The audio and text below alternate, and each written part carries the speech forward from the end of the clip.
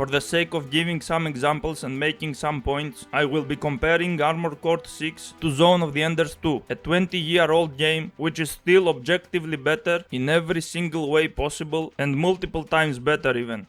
Let's start with the music. The music in Zone of the Enders 2 is a 10 out of 10 masterpiece. Many great and memorable soundtracks, perfectly composed, and I still come back to listen its music even after all these years.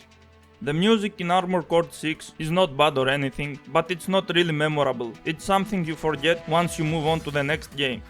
The visuals. Now, the visuals are the one thing you can easily argue Armored Core 6 does better, and it makes sense due to technological advancement. But Zone of the Enders 2 has a beautiful art direction and it still looks stunning even in this day. So depending on if you prefer art style or detail, one can be slightly better than the other. But in Armored Core 6, the game looks ugly and bland in a sense that most of the stuff you see are white, black or grey. You rarely see beautiful colors, and many times all the pretty explosions you see are usually a problem, blocking your view of the combat and screwing you over.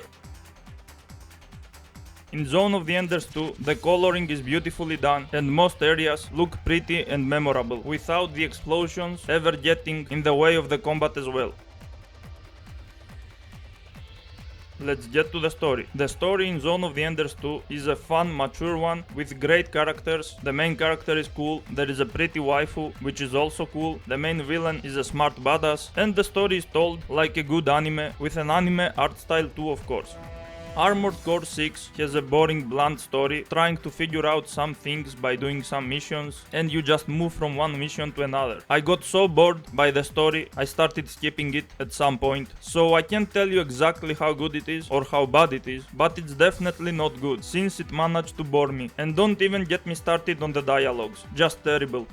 Now let's get to the one thing that actually matters the most, the combat. In Armored Core 6, the core combat is focused on sprinting towards directions to avoid enemy attacks and use your own blunt generic attacks, expecting the AI will be stupid enough to stay there and take them instead of it moving as well. It's very inconsistent. There are times when the AI is constantly avoiding you, making the battles longer and tedious, and then there are times where the AI just stands there and allows you to bully it. The lock-on system is also crap. If the enemy leaves your screen, the lock-on is lost and you need to find the enemy and lock on again. The melee combat is absolute trash. Just like the range combat, it just requires the press of one button, and your mech usually does a one or maybe two attacks, and sometimes there are charge attacks too. They are very slow attacks, and every time you hit, it feels like the enemy just allowed you to do so, unless you have stunned the enemy beforehand. The camera is also pretty bad, especially during melee combat. It sometimes just decides to focus and zoom in your mech's butt, making it impossible to see what's going on. The movement feels kind of junky and floaty, especially when you are using melee combat, but later on in the game, when you get better parts which make you faster and lighter, it kind of improves. Then again, it's not really worth it. The range combat allows you to use many kinds of different weapons. Every single one of them is used with a press of a single button, and that's pretty much it.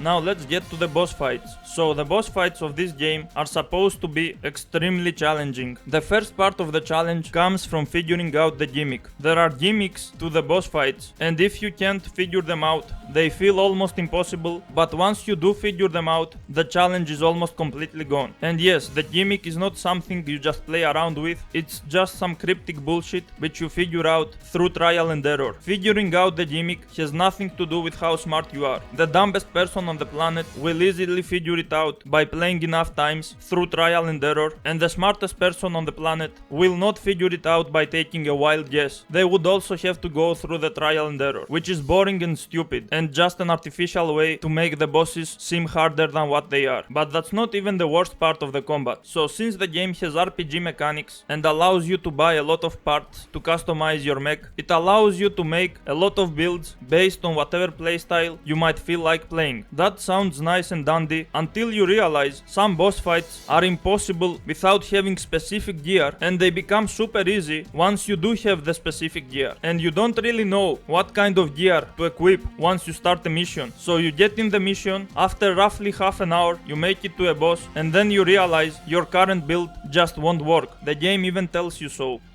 The game allows you to change your gear after each of your deaths, but you can only change into parts you have already bought. If there are parts you haven't bought already, you need to leave the mission, go to the shop, buy them, and then come back to try again, which means wasting another half of an hour to make it back to the boss. And since you don't know which kind of gear will actually work, you might need to repeat this process again and again. If that sounds like cancer to you, it's because it is. Of course, there is a way to grind beforehand enough money to buy all the gear available so you can keep changing your gear while you are dying at the boss without having to repeat the entire mission again. But the grinding is also very time consuming, so it's just a different kind of cancer. This kind of design is just telling you to pick your poison.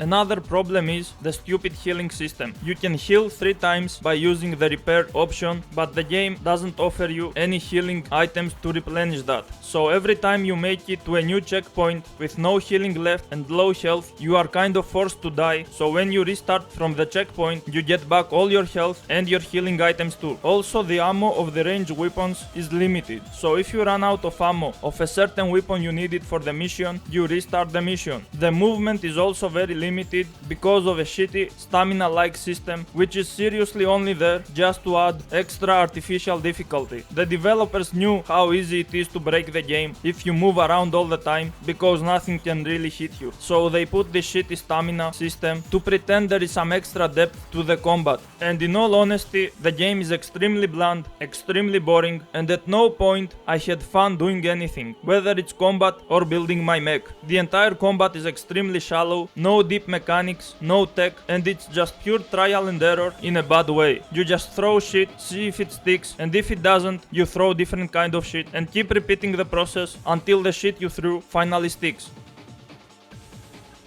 Zone of the Enders 2 gives you almost all of its tech from the very first battle. The movement controls are extremely responsive, you feel like you have full control over your mech, the lock-on is super steady and super consistent, the camera never freaks out, zooming to random parts, the melee combat is fantastic, there are combo attacks which you can cancel and use along the movement options like sprinting and dashing for extra different attacks from all kinds of directions, and the movement doesn't even have a stupid stamina bar to slow you down. Everything is just fluid. There are tons of ways to deal with all kinds of enemies in all kinds of areas, even when you are surrounded. There are special attacks that allow you to hit multiple enemies at once. It's super fast and easy to switch lock-on targets. There is a grab button that allows you to grab an enemy and throw the enemy to others at range, or spin them to hit everyone around you. The range combat is also awesome, and there are ways to use range attacks similarly to the melee attacks. For example, if you are dashing and holding the fire button, you will start locking on to enemies, and once you release the fire button, you shoot some homing lasers. Later on you get some extra weapons, and they are all useful in many kinds of ways, and they are not just circumstantial. The game never feels like it's forcing you to play in a very narrow way. You always have choices because the combat is fluid and flexible, with way more depth than Armored Core 6.